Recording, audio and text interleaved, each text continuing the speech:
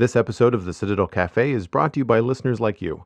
Visit patreon.com/the Citadel Cafe to find out how you can become a patron and help make this show possible.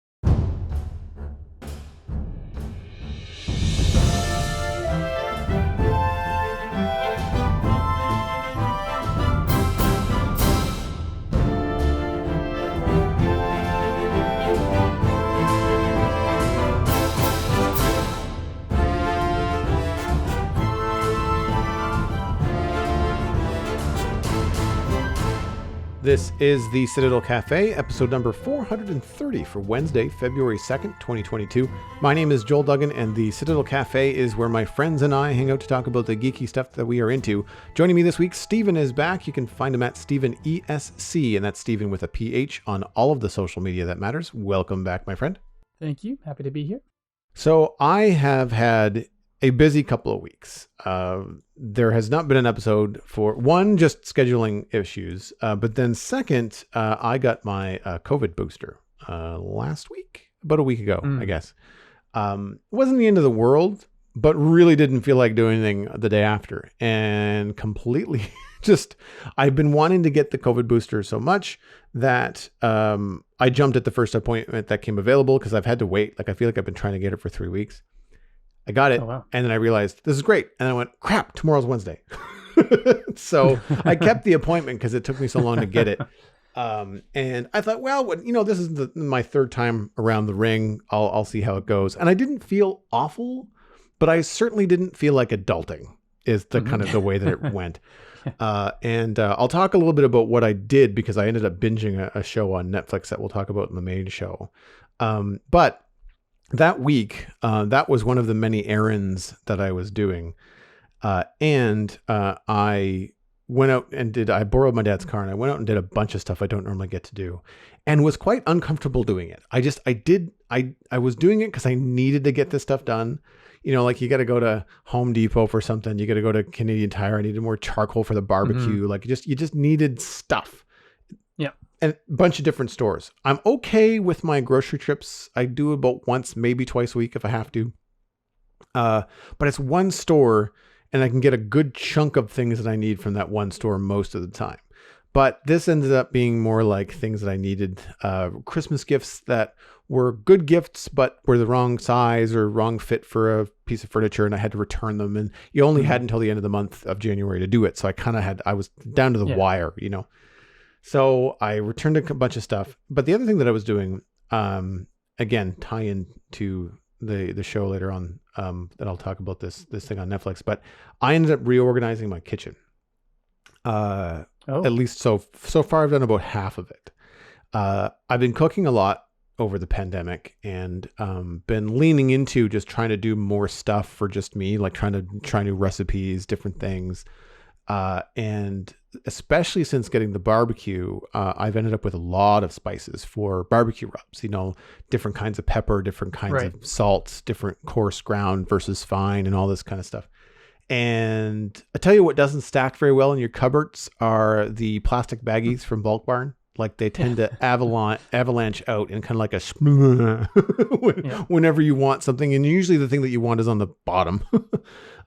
So a while ago, I picked up a couple of jars from the dollar store. And I don't know what they would be. They're a little bit bigger than a mason jar. They probably hold about 600 mils. But they're wide mouth. And one of the reasons I like them, they're very straight. They're perfectly vertical, straight cylinders. But they're only about 5 inches tall, maybe about 4 inches wide. Oh, and and what I like about them is that you can very easily get a tablespoon or even like a quarter cup scoop into them. So if you're making a barbecue rub and you need like 2 tablespoons of this and, 4 tablespoons of that or whatever, if I had stuff in little shakers, like little spice shakers, it takes bloody forever to get the stuff. And even if you can get a spoon in there, it's maybe a teaspoon. Yeah. So having this stuff in bulk, and I've been learning a little bit more about rather than just measure thing out scientifically, I can kind of go with like pinches. Like I could just grab a handful of, I want this much oregano in this, and I want this much, garlic powder or whatever. So I can get my hand in that, which is great for things like salt and things that you're a little bit more, used to and are easy to handle too, like coarse grain salts, easy to grab, that kind of thing. Anyway, I went to the dollar store, didn't break the bank, maybe $40, and I picked up all kinds of these things, like more than I thought that I needed, and I still ended up short.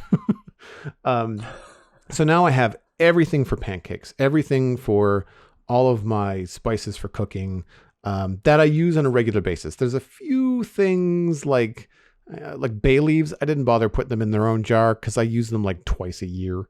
Like they're not something I use a lot of. So most those things are still in their little zippy bags or little bags that you get from the store. But the rest of the stuff that I use a lot, I went to the bulk barn. So now I have like 2 great big mason jars, one for salt, one for pepper. And then I've got the ones that I use immediately on like near the stove. I got a shelf above the stove.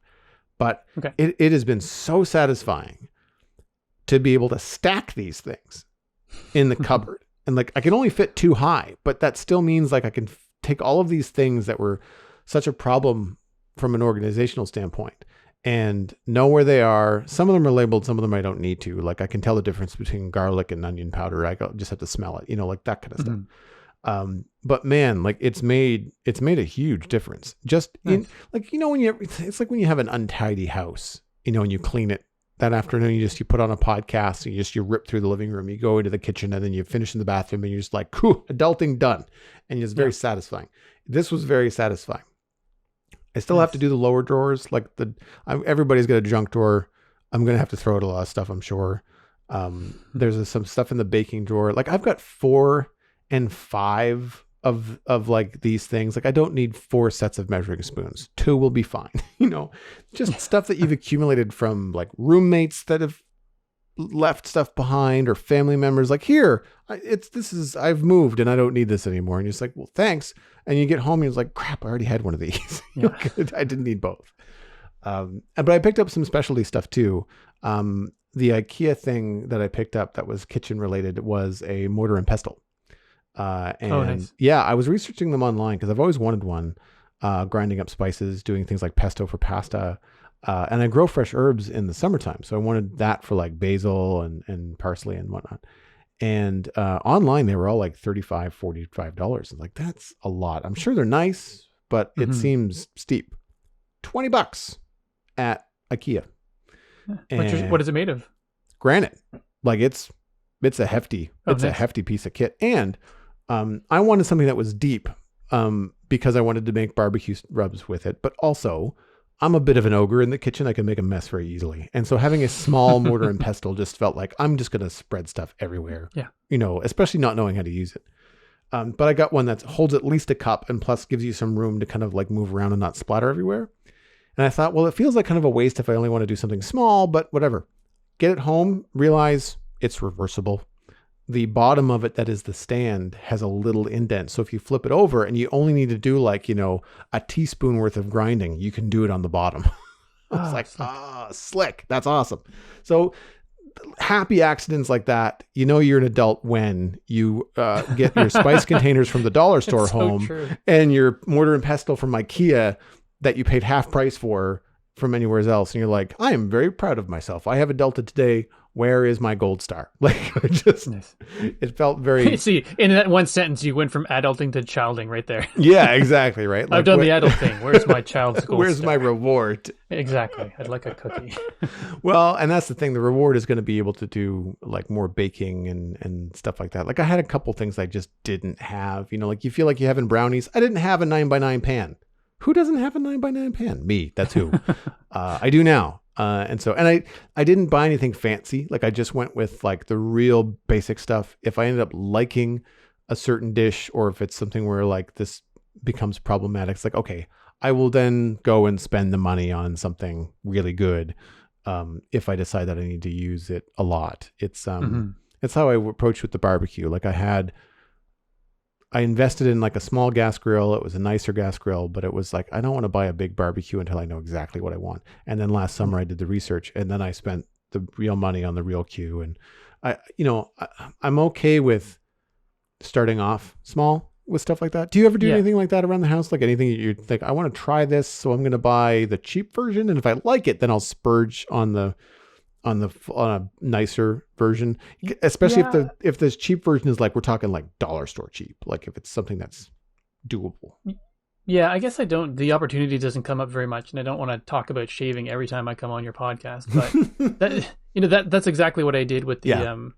the razors. I went with the Wilkinson sword one, the same model that you have, because it was only $20, 5 blades included. I just wanted to see if I could deal with it, like if my skin was okay with it, and then I saved up a bit of money and had some birthday money, so I bought one that was like I think it ended up being about 125 with tax, with shipping and everything like that.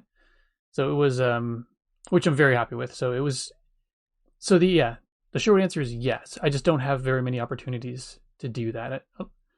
I end up doing a lot of the stuff that I buy and do the research on is I'll software related stuff. So it's more I'll test a bunch of stuff like crazy, and then if there's a monthly subscription to try something, I hate the subscription software, but if it seems worth it, I'll might pay for a month to see if it's good, and then if it is, then I'll kind of dive in for the full year subscription kind of thing. That's what I like about Xbox Game Pass is I on one hand I don't finish more games, but in the same way I've had Netflix for long enough that if I'm playing a game that I've downloaded, or sometimes in Xbox now you can do cloud gaming for me because I do the Game Pass Ultimate. You don't even have to bother to download it to your system. You can just play it online. As long as it's not a taxing game and you've got a fast enough internet, then you can just play it streaming. Nice. And I think I did that with Mortal Kombat because Mortal Kombat 11, it was a hefty download, and I had to then remove a couple things from the hard drive to get it down. But I thought, well, it's available on cloud, so I'll test it out on cloud and see how it plays. It played fine. There was a couple of immersion breaking things where they would transition from scene to scene where it got kind of pixelated because that's just the stream buffering. And so you're like, it just every once in a while it reminded you that it's not, the perfect technology. The fact that it was working at all was pretty epic, though, right? Like, yeah. Mortal Kombat is running on a server somewhere else, and my Xbox is playing it. And I was fighting the computer. I wasn't doing anybody online, so it wasn't like I needed that kind of latency. I don't think I'd want to play a first-person shooter that way, but that kind of stuff. So I don't mind it because it's subscription. I'm just like, I'm paying $20 Canadian a month, and I get to spend time in games that I like Forza, where I've more than paid for that game in playing it. And then other games, you're just like, this game sucks. And you're just like, I didn't spend any money on it. Like yes, I had to pay for access, but because I've got that balance of Minecraft dungeons and Forza and not so much Halo, but what's the other one I'm playing right now? Oh, the Avengers game. So stuff like that where the experiences have been pleasant enough where you're like, I am perfectly fine with the cost of the subscription. Anything else that doesn't come up to bar, you're just kind of like, whatever, this sucked, delete. You don't feel bad about it. It's nice. With software, do you find that the free trials are long enough to do the test? Sometimes yes, sometimes no. Sometimes I'm eager to try something and I go, oh yeah, I'll get the trial, when I am just not at a good point to try it. So you get 7 days to try it, and I've downloaded it, opened it, and said, cool, I'll come back to this in a bit. And then, 8 days have gone by, and I go, all right, let's test this out. And I can't. Yeah. It's a drag. Every once in a while, you can delete the preference file, relaunch it, and then it'll work, but it doesn't always happen. So for me, I always find that I end up with the free trials that are restricted. Like you can try it for as long as you want, but you can't save anything, or you can't export in a certain way, or certain features are not available. You can try most of these things, and it's like, well, the one feature that I need to test is the one that you've put behind your paywall.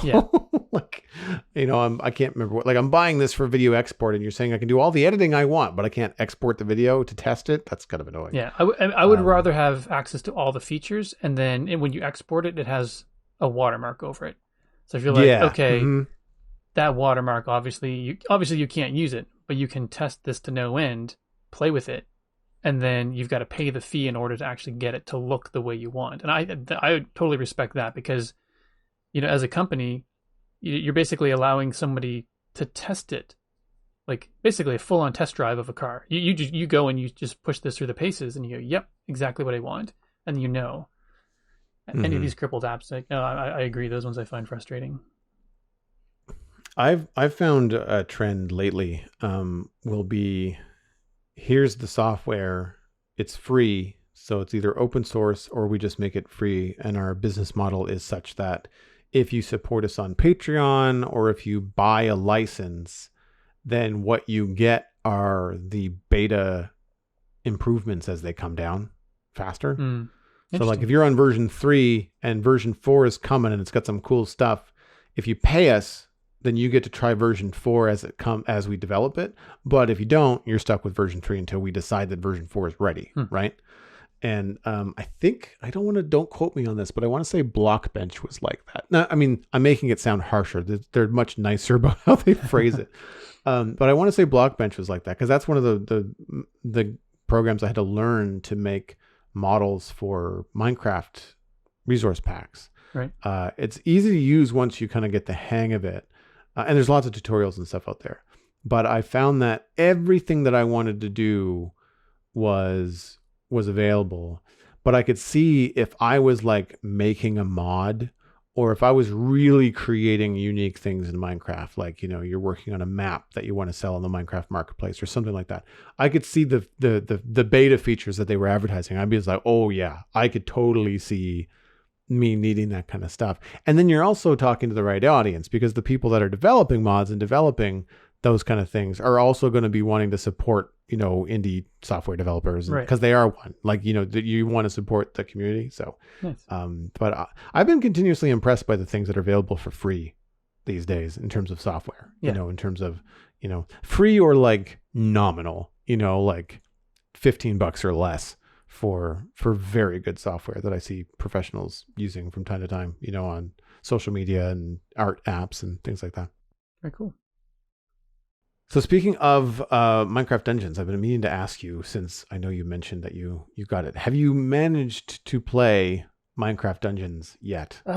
No, because that's a good question. You heard it here first, folks. Steven did not do his homework. No, he did not. Well, I've been wanting to do it on stream. I thought it might be kind of neat to just, you know, crack that open and actually, you know, have people kind of say, not that I want backseat gaming, but, you know, a little bit of coaching coming from people in the chat. I don't mind that at all. And I thought it might be, and maybe I've missed the boat. Maybe people are tired of seeing people launch Minecraft Dungeons for the first time, but I thought it might be a fun thing. But I'm at the point right now where, you know, things are pretty busy with work and other things that I'm doing that I don't have time to make the graphics for a new game.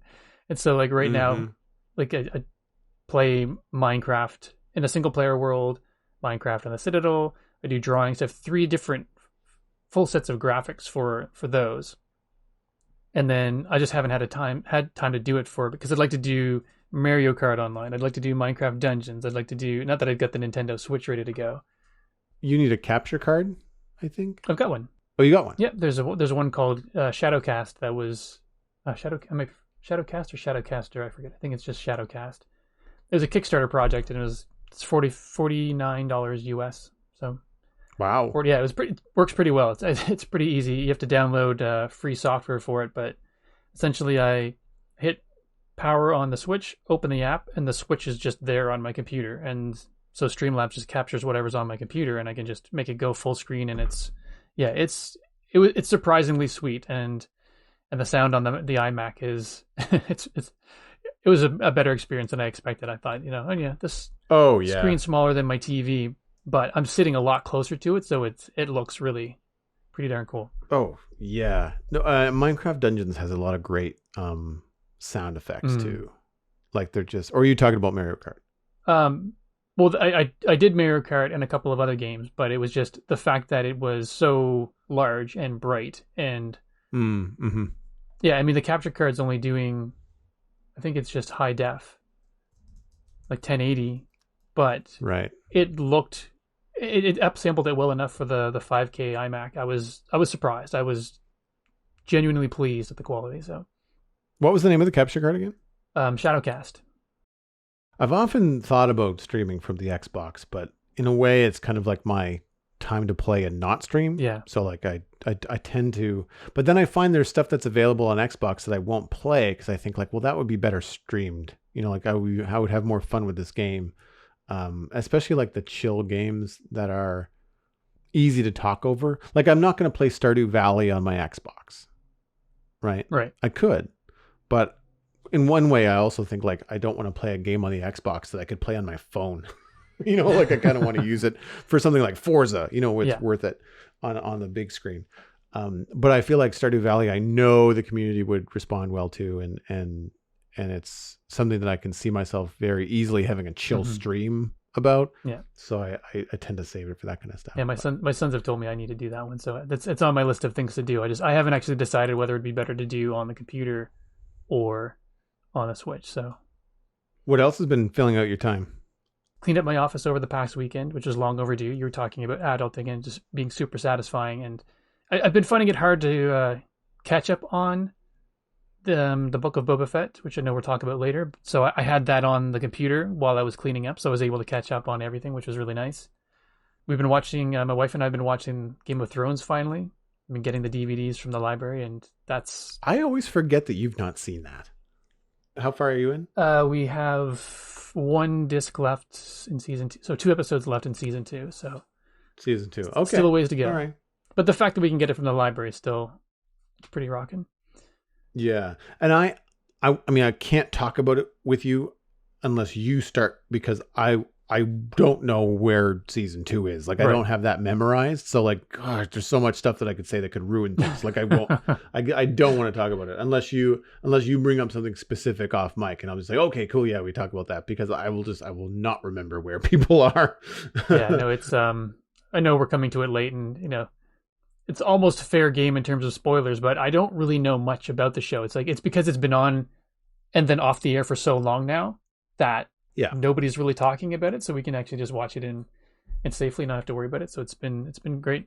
It's been long enough now that I could watch the first 3 or 4 seasons and I could probably remember outcomes, but I wouldn't remember the paths and the twists. Right. Like I wouldn't remember, and the acting is such a good sampling of actors and set decoration and direction and art direction. Like it's transportative, which is nice, especially in the Canadian winter. Yeah, that's true.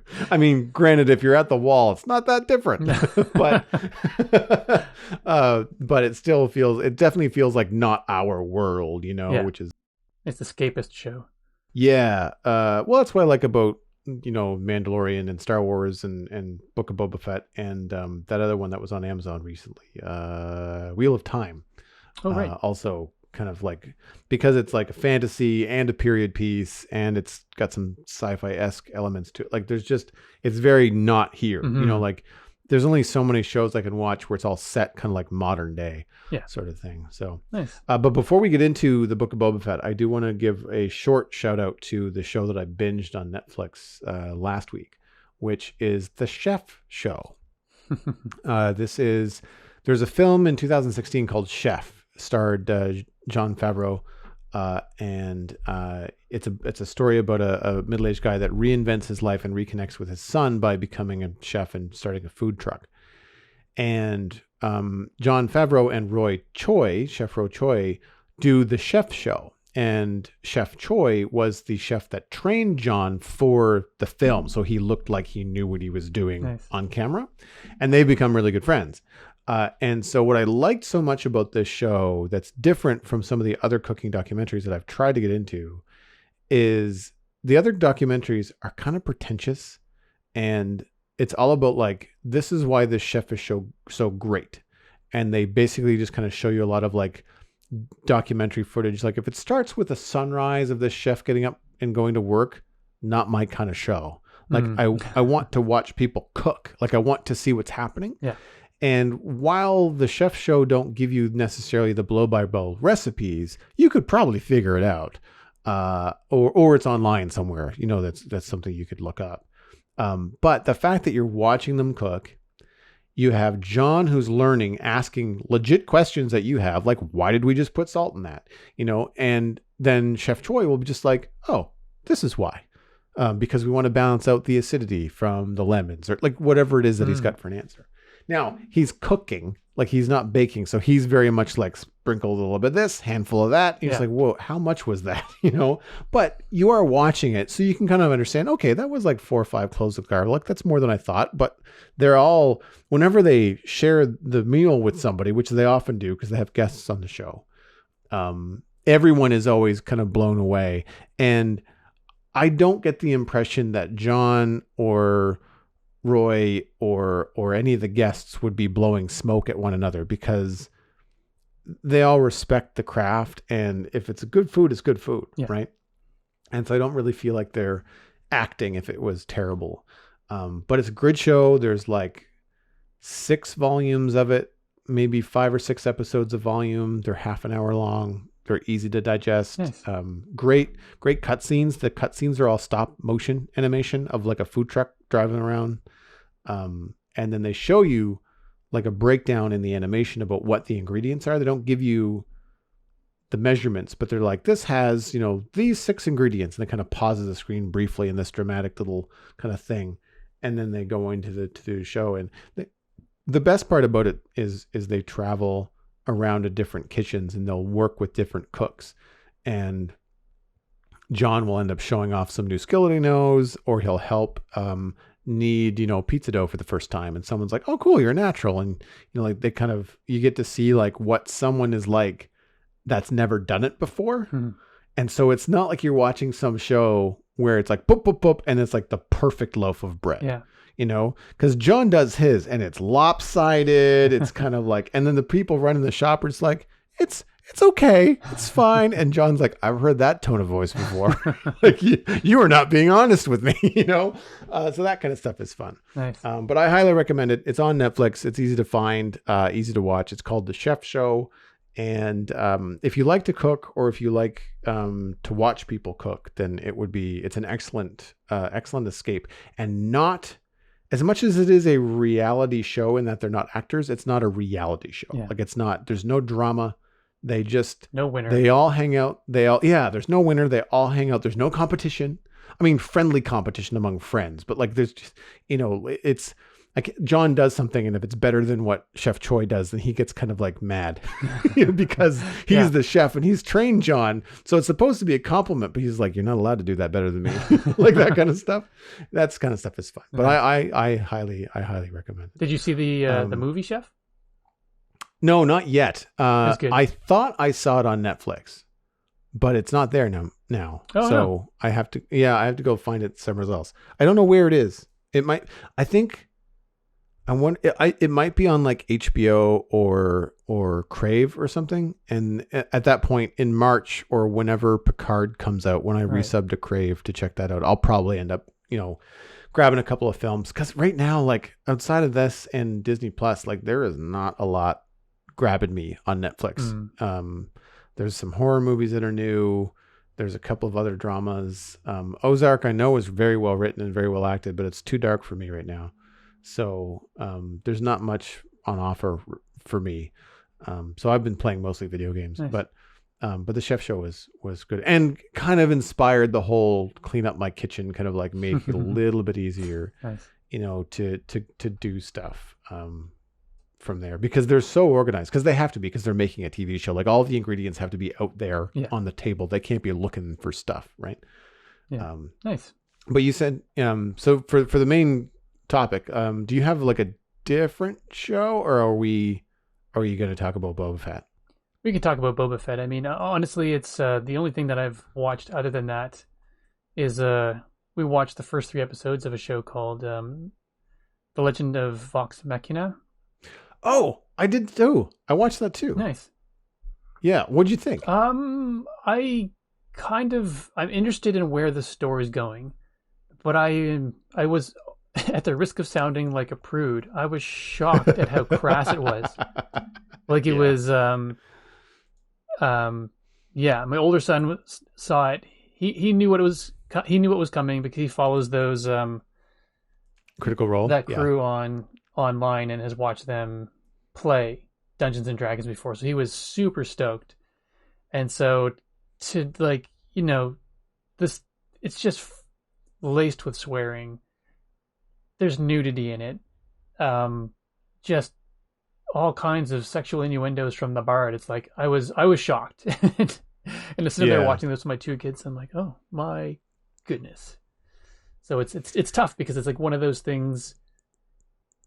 I think we talked about this on the Christmas show. Like in an anime, some of the stories seem so interesting and original, but then you've got all of this stuff in it that just makes me go like, why? Like this, it just, I feel like a bad human for continuing to watch this, even though the tale has me interested. The rest of it makes me feel kind of like I need to go shower afterwards or something. Yeah, I'm the same way. I continued to watch because, I mean, it's had an epic budget because the animation looks great. Mm-hmm. I think it was Titmouse that did the animation.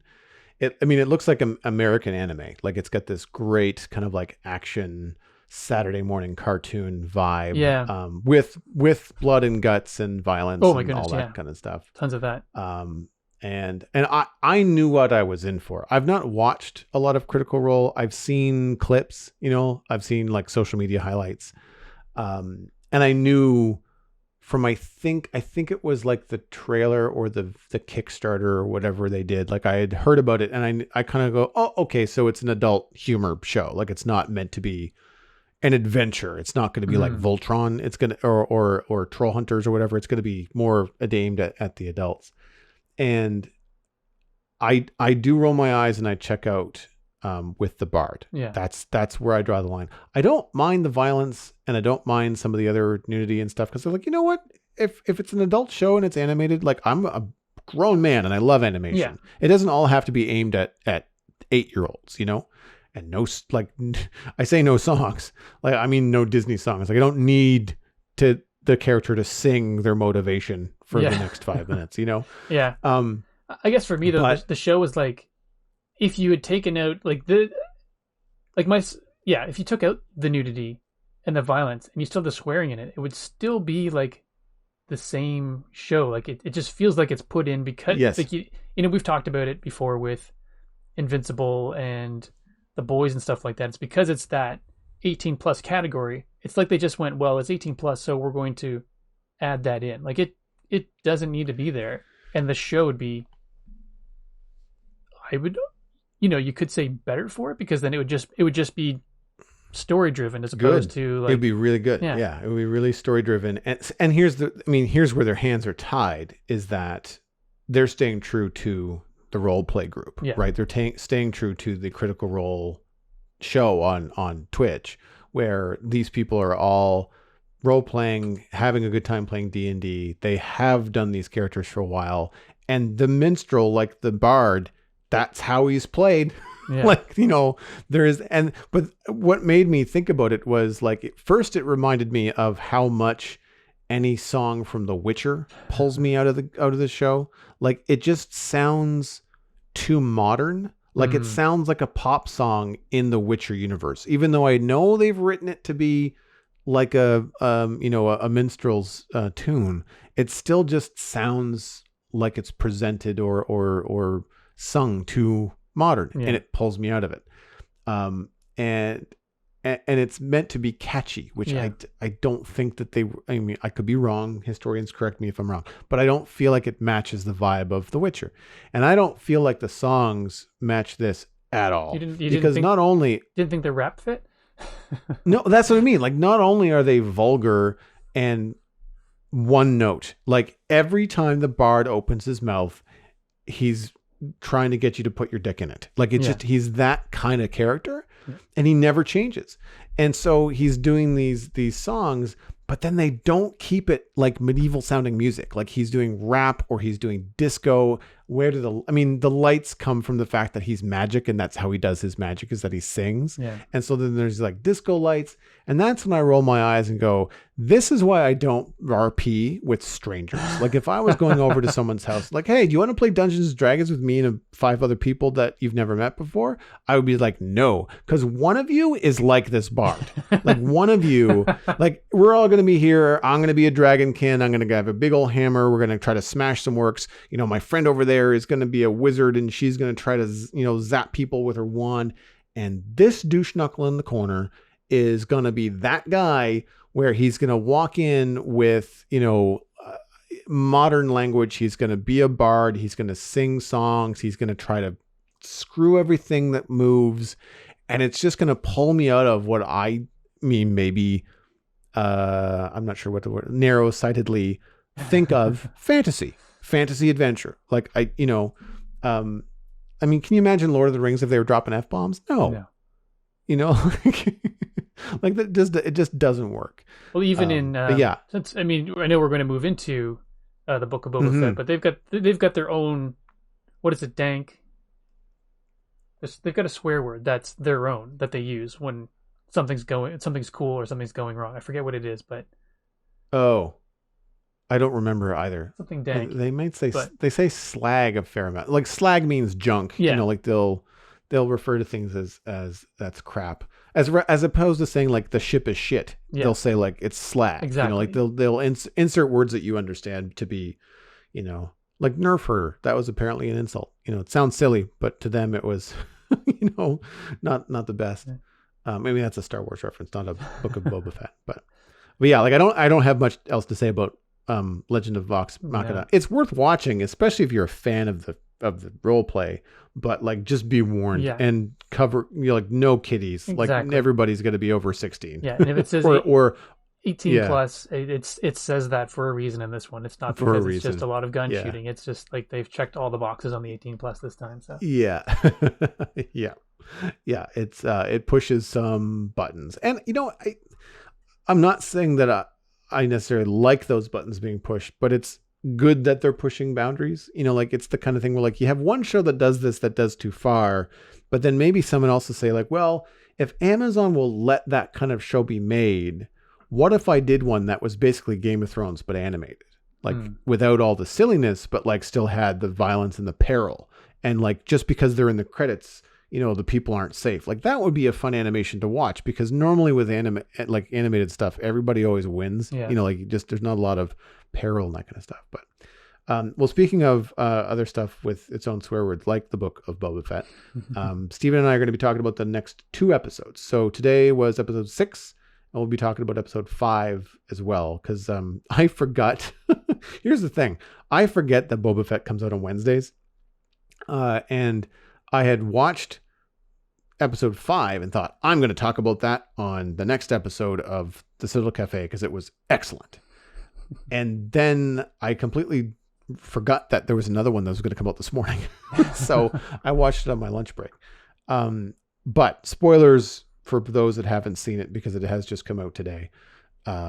And last week, you probably saw last week. If you're following these shows, chances are the internet said you have to watch last week before you do anything. So, exactly. But yeah, I really enjoyed episode 5, which was an episode that didn't have Boba Fett in it at all.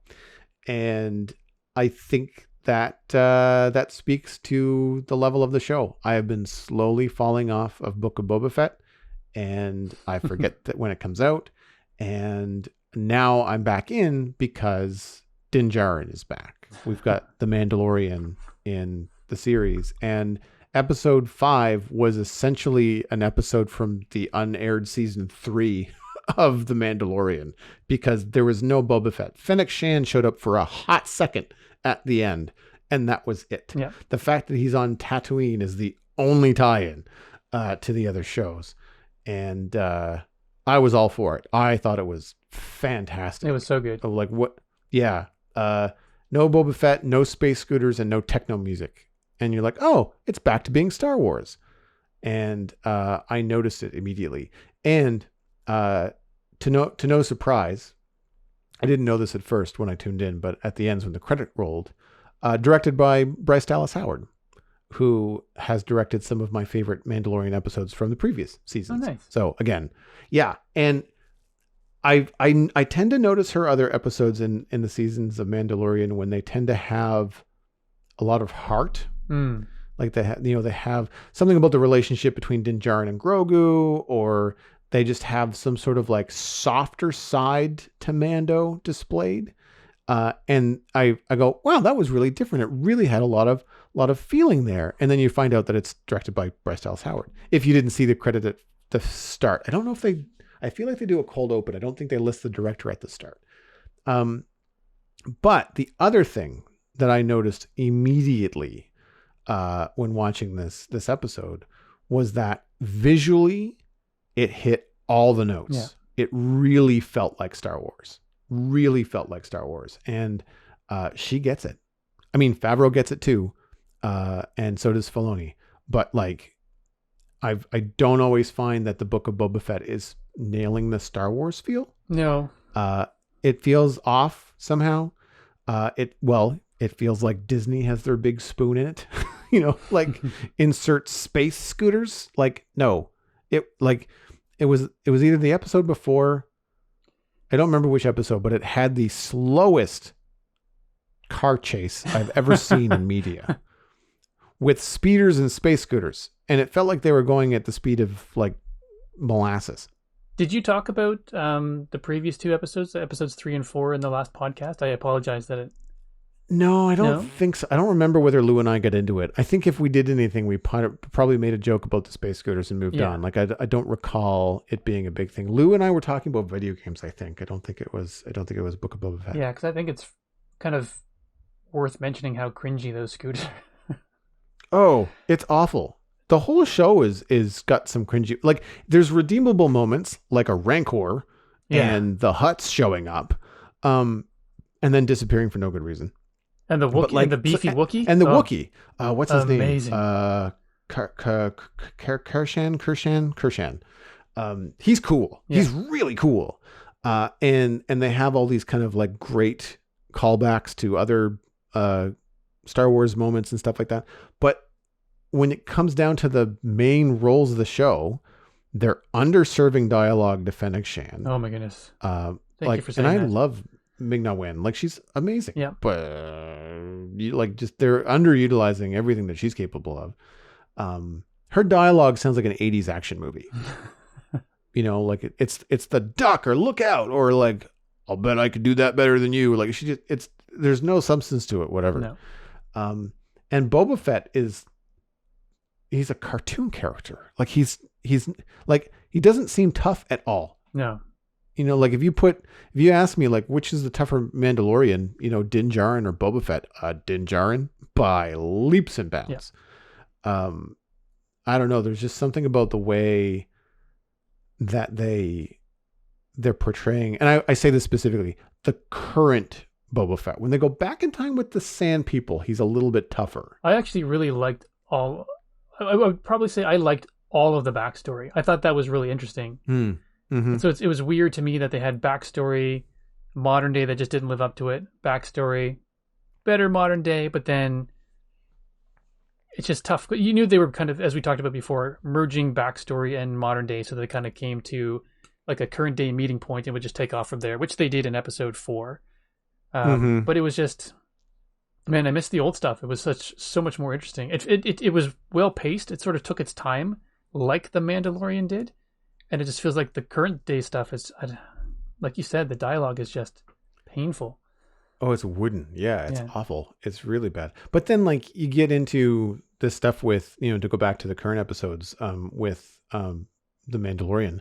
Like, not only is the pace right, the look right, it feels good. Mm-hmm. Then the dialogue, like whenever they're speaking, it's essential. Yeah. He has a conversation with the armorer, the woman with the goldish brass kind of helmet that does all the smelting for them.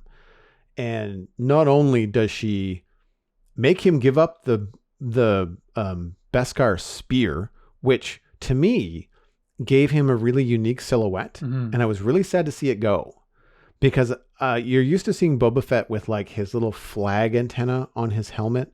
And then he's also got like a rocket on top of his jetpack. Right. Like he has something that kind of sticks up over the top of his head, but it's central.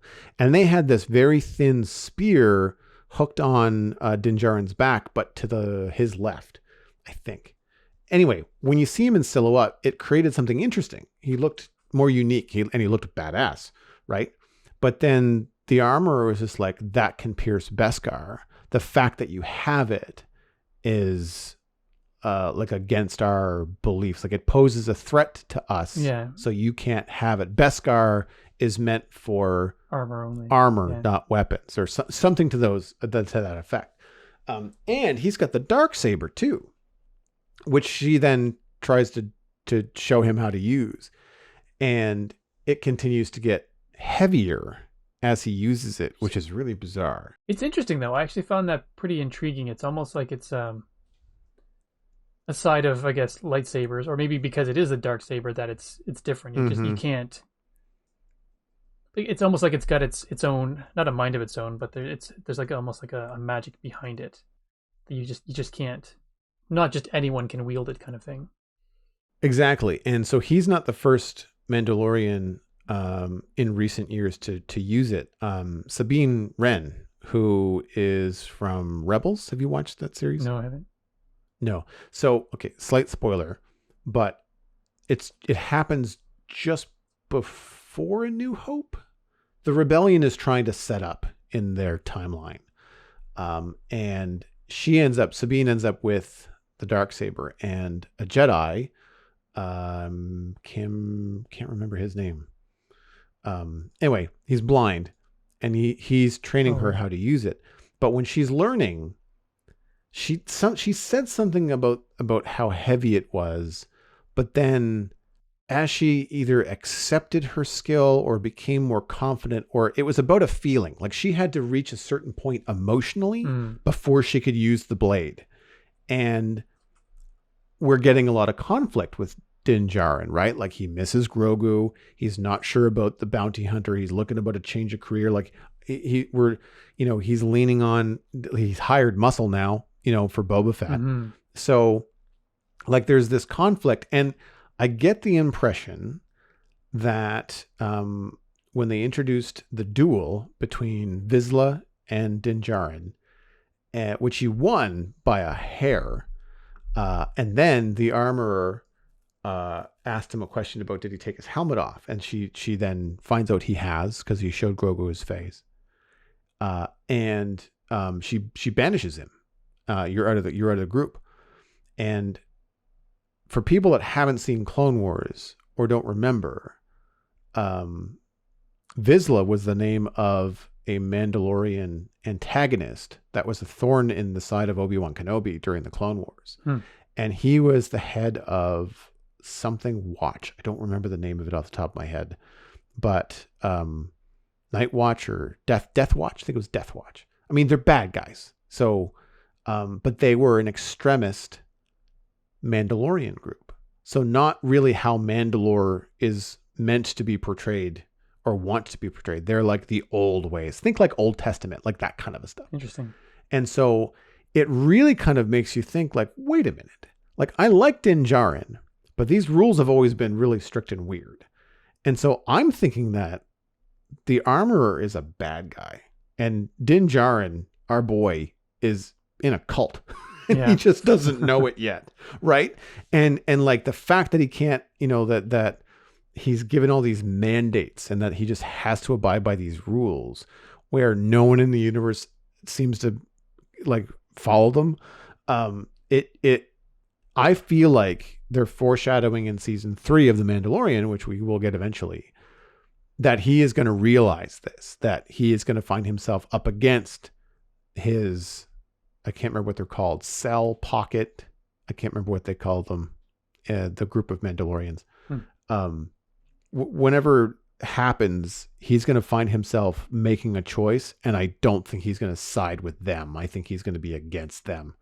They're going to deal like in absolutes. They're going to be like, you're either for us or against us. And he's like, well, then I guess I'm against you. Yeah. Like I can see it coming, and in a good way. Like they're foreshadowing it in a good way. It's interesting though, because I really like the way you're seeing this, but it almost makes me now wish that this episode is part of The Mandalorian, because for some people who start to watch the Book of Boba Fett and who might be lukewarm on it, like, you and I are to a degree, but we'll keep watching it because it's interesting and part of the greater story. But some people who might after episode 2 go, not for me, they're going to miss this, what I would say is a really important chapter in the Mandalorian story.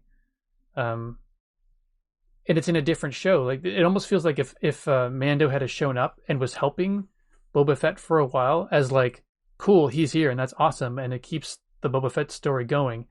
And then at the end of the show, he's like, I gotta go now. Basically, look after my own television show. And then this was the first chapter of that show, because now people who haven't seen it, they're gonna watch The Mandalorian again, and they're gonna go, wait, what do you mean he's not considered a Mandalorian anymore? And why doesn't he have the spear? Like, there's just a few things that I feel like make me wish that the more that we talk about this, it makes me wish that this was episode 1 of season 3 of The Mandalorian. The Book of Boba Fett could have been, they could have just taken half of what's happened in the Book of Boba Fett episodes and woven them into other things. Like, we could have spent half the time with Boba Fett in the past, and then the other half of the show we could have spent with Din Djarin doing whatever Din Djarin is doing. You know, like I feel like I don't think, and I never thought that Boba Fett warranted his own show. I was happy to say I'll watch it, and it's the Star Wars I have right now. But I remember when they made the announcement, just like, but why do we need another Mando show? Like, if we're going to do another Star Wars show, give me something different. You know, like, I'd rather watch Solo, you know, as a series than Boba Fett or any other, like, pick another bounty hunter, you know, like do like one of the droids, or like, you know, something else that would have been really interesting. Not just another Mandalorian show. And I, you know, like, I wonder if they started making Boba Fett and realized it wasn't doing very well, or they just realized, you know, or somebody higher up the chain says, like, this is not good. And because so much of Mandalorian has been underway, but then delayed by the pandemic restrictions, because the Mandalorian was originally supposed to come out last year. Really? Yeah. So I'm wondering if they said, well, how can we save Boba Fett? We can insert the first part of season 3 of The Mandalorian into Boba Fett. Yeah. You know, like, it is a hard right turn. It doesn't fit at all with what's going on with Boba Fett. It's awesome, don't get me wrong, and I am here for it, but it is not part of what we've been set up for. Like, it's forced. It's like a square peg in a round hole, and everybody's like, it'll fit. Yeah. We'll eat it, but like, same timeline. Let's go. That's about it. Yeah, exactly. But I mean, all that aside, so really cool Star Wars stuff happened in episode 5. The Razor Crest, of course, is gone at the end of season 2. So Din Djarin needs a ship, and he was looking for a Razor Crest, and I can't remember her name because I don't like her as a character. She's the mechanic. She used to be on Saturday That's funny. Night Live. I do like her. That's really? Yeah. Oh, she drives me nuts. Anyway, he meets her, and she ends up saying, like, I know better. You don't want a big clunky Razor Crest. You want this, and it's a Naboo starfighter. It's been ripped down to nothing. Like, it's just a shell. But you immediately recognize it from episode 1 as a Naboo starfighter. Yeah. And at first I thought, Anakin's Naboo starfighter? But the internet has, like, translated the writing on the side of the cockpit, and it's different. So not the same. But still the vibe was there of like, oh, I've seen one of these before. And then they just completely trick it out like a hot rod. Yeah, it looks slick. Oh, and it sounds amazing. I was talking to Chad about this today, and that's where I got the hot rod reference, because I was like, I don't know what they did, because the Naboo starfighters were kind of cool looking, but I wouldn't put them up there as like the cool Star Wars ships. Like, when you think iconic Star Wars ships, the Naboo starfighter is not one of them that first comes to mind. It is right? now. It is now, because it's the color change. It's not a banana, and the extra parts on it, like, it's not all sleek, right? Yeah. Because part of the charm of Star Wars is that you can see the workings. You know, like, stuff is sparking. You got little blinking lights on the outside of the ship that look like they're going to fall off, like all that kind of stuff. And the way that, you know, the Mandalorian and the mechanic put things together, for some fun sequences with like little animals and little droids. And there's a really fun dad moment where he's trying to tell the droid to hold the flashlight a certain way. The droid can't get it right. Stuff like that. I did laugh at the joke where she said she dated a Jawa and they're kind of furry, and she kind of made a face. I thought that was funny. But then she made the exact same joke 3 minutes later. Yeah. And that's why I don't like the character. She does that repetitive humor thing where, like, she might as well be doing the Fozzie Bear Muppet. Like, did you get the joke? I made the joke. Did you like it? It was a joke. And he was like, yes, it was funny until you started calling attention to it. And so that kind of stuff kind of takes me out of it. But man, when he gets in the Naboo starfighter for the first time, like that was some fan service is what that was. Good. And he's not a very not a generally very expressive character on the show, but even though he didn't have a lot of excitement in his voice when he came back, he was just like, oh, dang, that was just basically going, wow, like using different words, but he was super impressed, which is cool. Yeah, I think wizard is what wizard. That's what he said exactly. Wizard. Yeah, that was wizard. I was like, I've never heard that Star Wars slang before. That's going to stand out in my brain for a while. Beggar's Canyon is womp rats. There was the being pulled over by the X-Wing fighters, yeah, and then outrunning the X-Wing fighters. Can't remember what she called it, but did you catch it's the engine piece? It's the big long pole that the Jawas he sends for it. Did you catch what that is? No. So in A New Hope, when they're in the trash compactor, Han Solo is using one to kind of pry up. He's trying to hold the walls back with this long pipe thing. Looks like a pole vault. And that's what this is. That's exactly what it is. I didn't catch it myself. Someone on the internet said, "Hey, you've seen this before, by the way." And I went, "Son of a," like, and that's what I mean. Like when Bryce Dallas Howard and Jon Favreau like smash their heads together, like Star Wars magic happens. I even shared a meme on Facebook, which was audio of Yoda and Obi-Wan Kenobi talking, saying, Obi-Wan says, "That boy is our last hope." And it's a picture of Jon Favreau on screen. Nice. And then Yoda goes, "No, there is another." And then the Star Wars music from episode 9 picks up, like the finale, and they start showing images of Bryce Dallas Howard. Nice. It's so good. It's so good. Fans are calling for a feature film from Dallas Howard, which I'm on board for, as long as Favreau's writing. Like, bring it. I think it'll be the best thing that Star Wars has seen in a long time. That'd be slick. Yeah. I mean, really, the ship was kind of like the highlight of episode 4. Whereas Grogu was the episode 5, like episode, 5 and 6. So episode 5 was the ship. And then episode 6 is him using the ship and going to find Grogu. Like, what did you think of did you get through this episode? I did. Yeah. I really liked it as well. It felt very much like, again, an episode of The Mandalorian, which is probably why I liked it. It's tough though, because these are the two best episodes, and it bums me out a little bit because I'm enjoying Boba Fett, but then having the best episodes be not about the show I'm watching at all seems a little bit weird. But no, it's good. It was again, it was touching. He wanted to go and see Grogu again, wanted to give them the special gift that he had made, and it just, it was nice. Grogu though, I've been finding lately, and the internet may hate me for it, but Grogu's taking me out of it though. It's just, I don't know. I mean, maybe it's getting too far into it now, but I found. What did you think of the episode first? Then I'll talk about Grogu. I liked it. I'm giving them props for sticking with puppetry as opposed to do CG stuff. There's some parts where it still was very, very puppety, but it still had its charm. Much like the CG stuff that they did with Luke Skywalker, which I didn't think they were going to do again. I thought that was a once and done situation with the end of Mandalorian season 2. Well, I didn't think we were going to see Grogu or Luke ever again. Like, I just thought that was awesome. That's all we're getting. We'll see this clip on YouTube for years to come, but that I didn't think we were going to get. Or if we saw Grogu, it wouldn't be until like much later, and it would be like a totally different puppet. Interesting. But so the fact that they're spending all of this time with Luke and Grogu in this episode, which again wasn't expecting, I thought was good, but it did sort of take the charm out of it a little bit, if that makes any sense. It does, yeah. And it's all good when they're sitting and meditating and doing funny little personality stuff, but the moment they start to move around, it really starts to pull me out of it. Yep, and that's exactly what my comment was going to be. Yeah. They had him just like basically, whenever Grogu jumped, he just would basically lift up and move. There was no springboarding. It was just like, pick up the sack of potatoes and place it over there, and place it over there, and place it over there. And it was cute when they had him trying to jump on his own when he was little, and obviously he's got little legs and he can't bend down very far.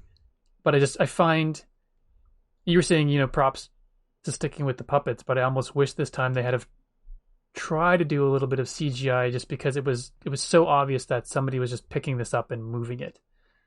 The landings were really stiff. They didn't have the same weight. Like, you go back and you think about the sword fight, the lightsaber battle between Yoda and Count Dooku in Attack of the Clones, where we've never seen Yoda use a lightsaber ever, before going to see that movie in theaters.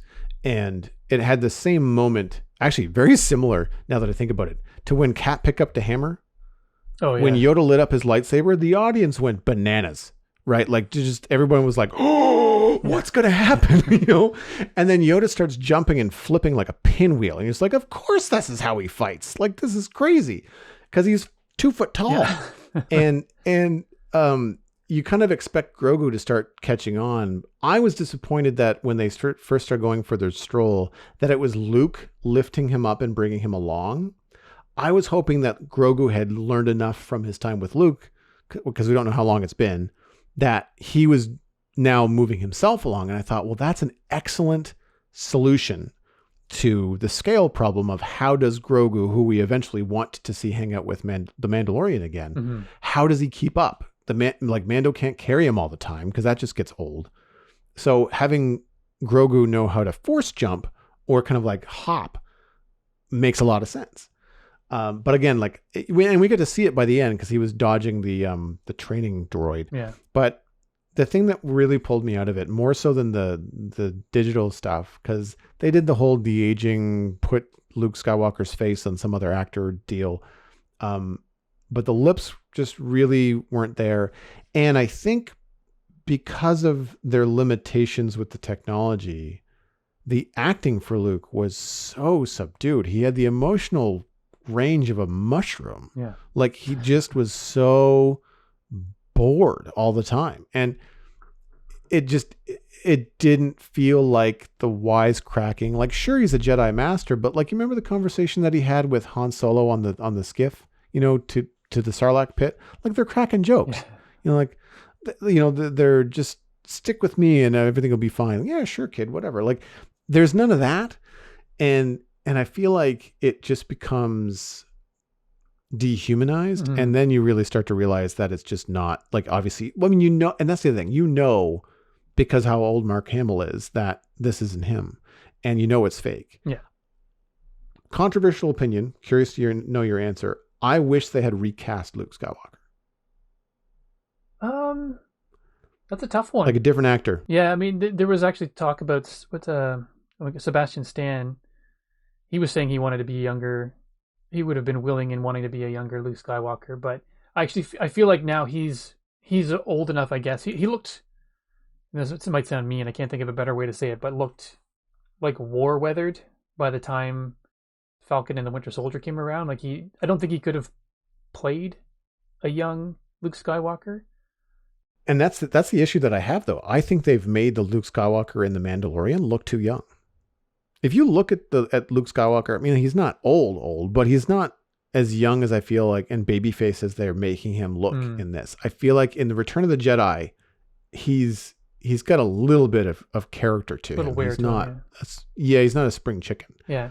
And I feel like, I feel like the CG and stuff it's an audience problem. Like, if you had never seen any other stuff, you just like, he looks a little bit funny, but I don't get it. Right. Yeah. But because everybody knows it's not Mark Hamill, like, you're always looking for the flaws. Yeah. So, I mean, it's an uphill battle. That's really well said, because that's what it is too. Just, you look to find out where it's not glued together as seamlessly as it could be.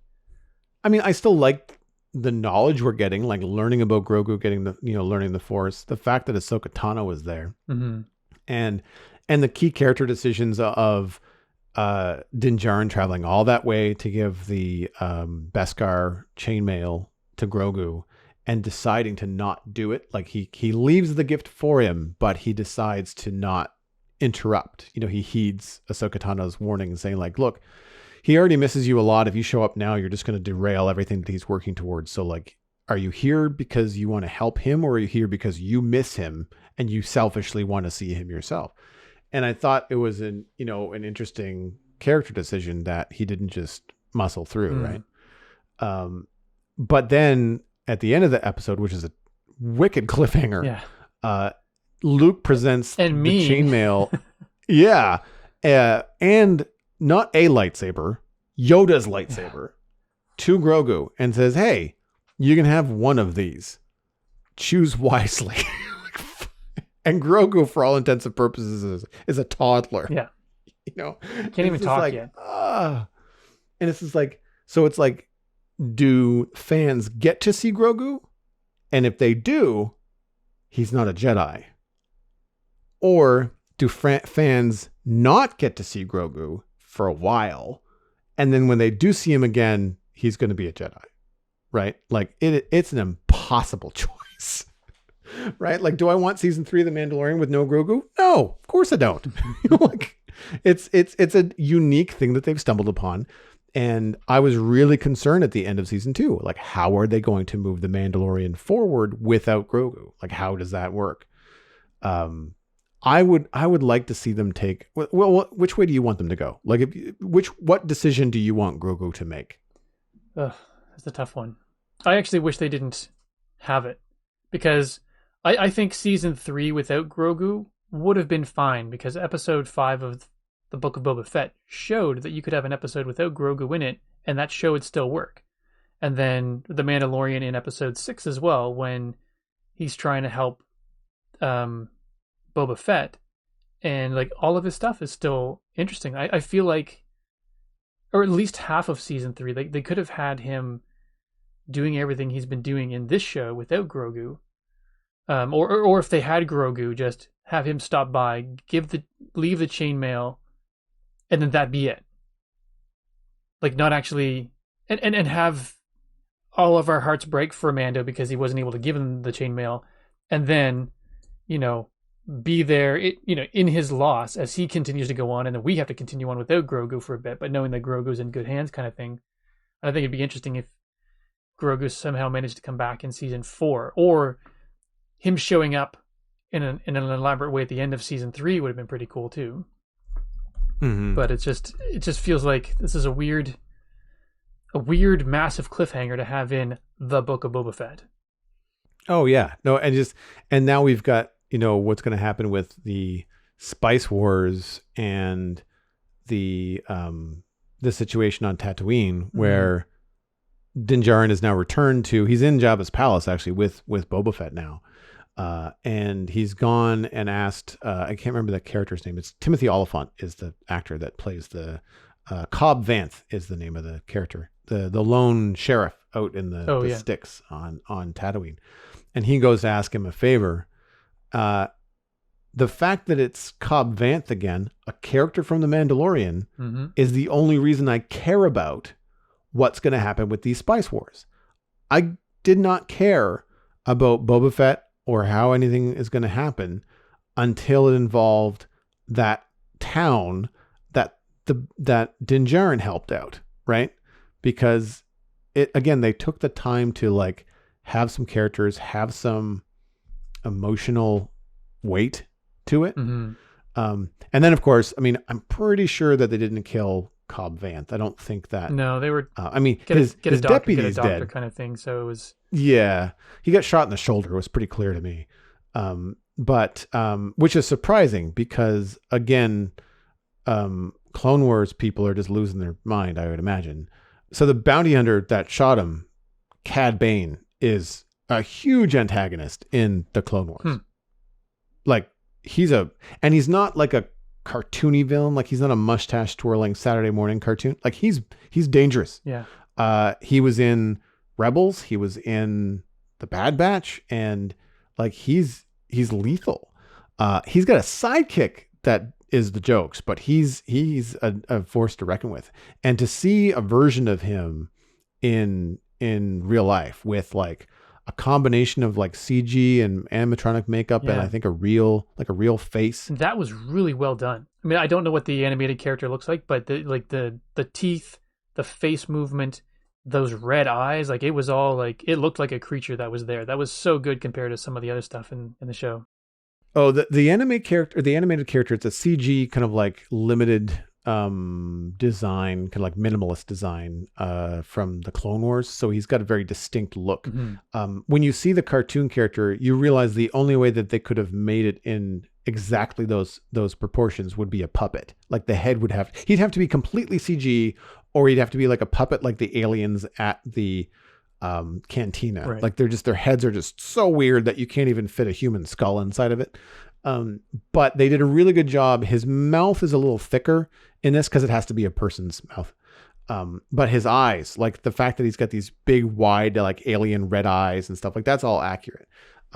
Voice is accurate, all that kind of stuff. Nice. The teeth were really different because the teeth, again, they had to put the pointy teeth over a person's teeth, or at least that kind of like structure. Where in the cartoon he's got like little needle teeth, and I don't think it's a good call. I don't think it would really work in this particular thing, because then it would have been very fake looking. Where this at least felt. He gave me Mouth of Sauron vibes. Like the character that comes out at the gates and speaks, where it's all mouth, no eyes, like it's just, and no nose. The no nose thing is always creepy for me. But yeah, so big like between Ahsoka Tano, and even Ahsoka Tano referencing the fact that she knew Anakin, like talking about like Luke saying you're just so much like your father, and then R2 and Cad Bane, like there's a lot of Clone Wars references being dropped, and I really like Timothy Oliphant as Cobb Vanth, so I'm hoping they do more of that. But it's the only that interaction is the only reason I care about what's happening on Tatooine now. It's got nothing to do with Boba Fett, which is too bad. I think Boba Fett was one of those characters that should have been left well alone. The cameo in season 2 was okay for Mandalorian, like that's fine. But Boba Fett to me isn't a character that needed his own show. And I don't think there was enough there to carry his own show. I thought that's why they did The Mandalorian, because they knew that Boba Fett was super popular as this mysterious character. And I thought they didn't want to disturb the gold, of the mystery of Boba Fett. So let's just mimic it or give it the same sort of situation, make it be Mandalorian. So you have that lone gunman vibe, the mask, all that kind of stuff, but make it new. Make it not Boba Fett. And I think that's why The Mandalorian was so successful. Right. And unfortunately, I think it's why Boba Fett is floundering, is that despite that it's got some talented people on it, I just don't think it was a story that needed to be told. Moving on into the Internet Minute, which is, of course, brought to you by you. The Citadel Cafe is 100% listener supported. If you get value out of this show, please consider putting a little bit of value back in. You can become a member at patreon.com/the Citadel Cafe. Joining at any level will get you an invite to the member-only Discord server, as well as access to other benefits like bonus episodes and audio. Patron count is at 24. That's up 1 from the last time we recorded. Our goal each month is to have at least one more patron than the month before. If you'd like to become patron number 25, then check out patreon.com/the Citadel Cafe. I have a couple of things to share. Both of them are Star Wars. Both of them are Lego. I will keep it short and sweet. Lego minifig scenes from the Book of Boba Fett, which is an Instagram set of images. Photographer Robert Whitehead, and Jan is the only name given for the other photo credit. Both of them are on Brick Central, recognized as a Lego online community. They're just really cool recreations of dramatic scenes from the Book of Boba Fett, like him coming out of the sand at the Sarlacc pit. But it's a Boba Fett Lego minifig, and like this in sand, and like really tight photography, and just really, really well done stuff. I've seen stuff like this done before with Lego, and I just thought it was fun. So we'll have the link to that in the show notes. Fun account to follow on Instagram as well. There's lots of cool Lego images. But then just this week, 2 new Lego Star Wars helmets have been revealed, and they are cooler looking than I thought they were going to be. The Luke Skywalker's X-Wing helmet and the Mandalorian helmet. 675 and 584 pieces respectively. They are joining other helmets in the series, which include Darth Vader, Boba Fett, Stormtrooper, Scout Trooper, and the TIE Fighter pilot. So not a surprise that they went down the road of having the Luke Skywalker X-Wing helmet alongside of the TIE Fighter pilot helmet. I'm surprised that Boba Fett was the helmet that they went with first for the Mando look. I would have thought with the popular, Mandalorian show that they would have done Din Djarin's helmet first. But they both look pretty cool. I think I prefer Din Djarin. The only problem with Din Djarin's helmet is that it doesn't have anything so unique about it. Like, it looks like a Mandalorian helmet, but because he's just like pure Beskar and he's so new, he doesn't have any like augmentations or anything to make it like distinct. And when you remove his kind of like half cape and his pauldron with the Matterhorn, I can't remember the name of the animal that he killed. But he's got the big rhinoceros like alien thing as a crest. And like that, without that, because it's just a helmet and Lego set, it doesn't look all that unique. It's still cool. Like, don't get me wrong. I'd still want to build it. But I really like the Luke Skywalker helmet. And that's probably nostalgic coming in there. Like, it's got the orange goggles that kind of hang down. Yeah, seeing it now. Well done. Really well done. Yeah, they're both really cool. The Vader helmet is also fun.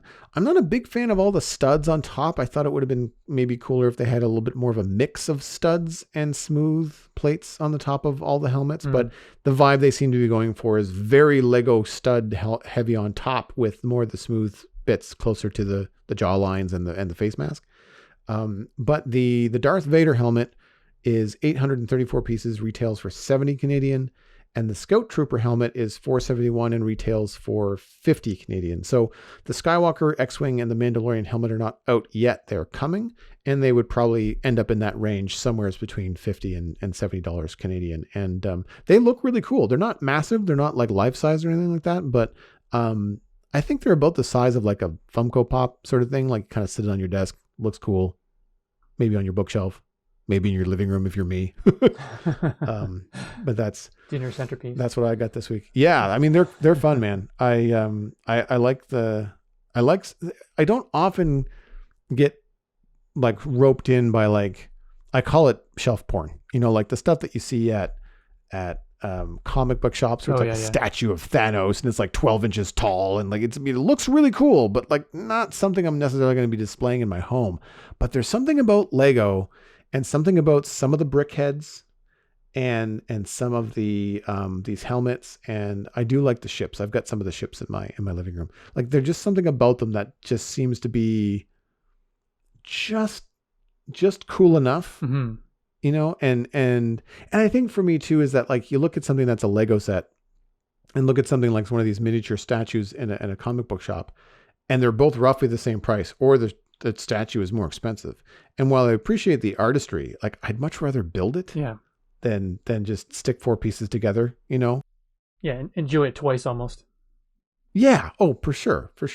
And as a designer, I think that's probably one of the things that I like so much about Lego is, like, you're going, oh, that's how they put that together. Well, cool. I feel like that's always a bonus. Well, that wraps up this episode of the Citadel Cafe. You can get more information about the show and links to some of the things we talked about at thecitadelcafe.com. Music for the show was composed by Kevin MacLeod. And of course, you can email us at thecitadelcafe@gmail.com and let us know what you think of the Book of Boba Fett. You can find the show by name on Twitter and of course, subscribe for free on iTunes, Google Podcasts, Stitcher, Spotify, even YouTube.